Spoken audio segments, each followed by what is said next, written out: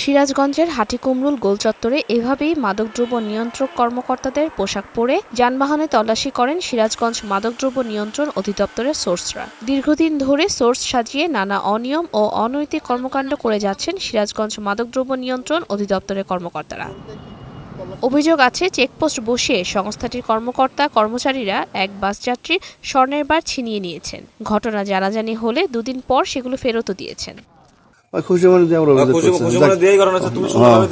আচ্ছা ঠিক আছে, তুমি দিয়ে দাও, আমি স্যারের মাধ্যমে এটা ফয়সালা করে দিই। প্রাথমিক টেস্ট কোনো সমস্যা হবে না, যাও। অরিজিনাল প্রমাণ দেন, পরে মানে অরিজিনাল ফটোকপিটা, পরে এটা আমার বাসায় থেকে আমার লোক নিয়ে ওইটা দেখাই, পরে আমাকে ছেড়ে দেয় আর কি। নিয়ম অনুযায়ী অভিযানে কোনো কিছু জব্দ হলে সেগুলো কাস্টমস বা আদালতের মাধ্যমে ফিরিয়ে দিতে হয়, কিন্তু এই ঘটনায় সেই নিয়ম মানা হয়নি। অভিযোগ রয়েছে, যাচাই বাছাই ছাড়াই আইন না মেনে স্বর্ণের বারগুলো ফিরিয়ে দেয়া হয়েছে।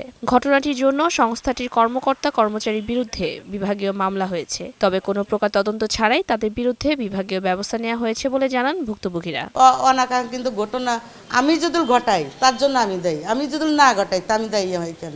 লিখিত কোনো ডকুমেন্টস নেই, কোনো অডিও রেকর্ড নেই, কোনো কিছু নেই, তার ভিত্তিতে আমাকে আমার বিরুদ্ধে বিভাগীয় মামলা ডিপার্টমেন্ট করছে। এরা প্রথমে অস্বীকার করছে, পরে আমি বললাম যে এটা যদি ডিজি স্যারের কাছে যায় এটা অসুবিধা হবে। পরে ওরা আমাকে দিছে এবং যারা অভিযোগ করছে তারা ছিল ওই দিন, সারাদিন ছিল এখানে। পরে আমি তাদের কাছে এটা হ্যান্ড ওভার করে দিয়েছি।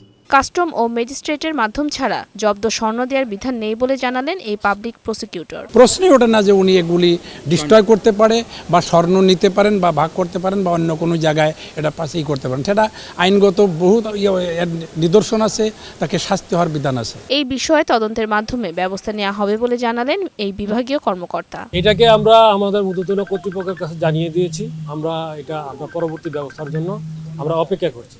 আমরা আশা করছি যে আমাদের ঊর্ধ্বতন কর্তৃপক্ষ এই বিষয়ে ব্যবস্থা নেবে। আমরা এই ব্যাপারে সতর্ক অবস্থান নেওয়ার জন্য আমরা বলে দিয়েছি, ভবিষ্যতে যাতে এই ধরনের কোনো ঘটনা পুনরাবৃত্তি না ঘটে। শাজরিনা লাইজা, বৈশাখী সংবাদ।